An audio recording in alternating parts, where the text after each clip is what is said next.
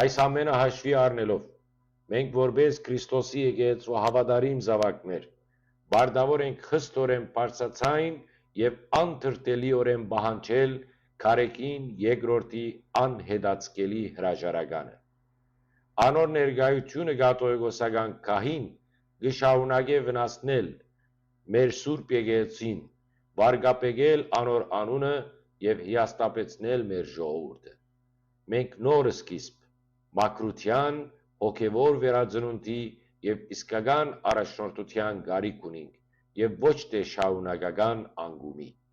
Թող Քարեկին երկրորդը գիտակցի այն անտառնալի վնասին, որ պատճառած է եւ կպատճառե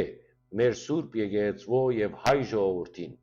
եւ կայացնե միակ ճիշտ, ազնիվ ու հոգևոր որոշումը,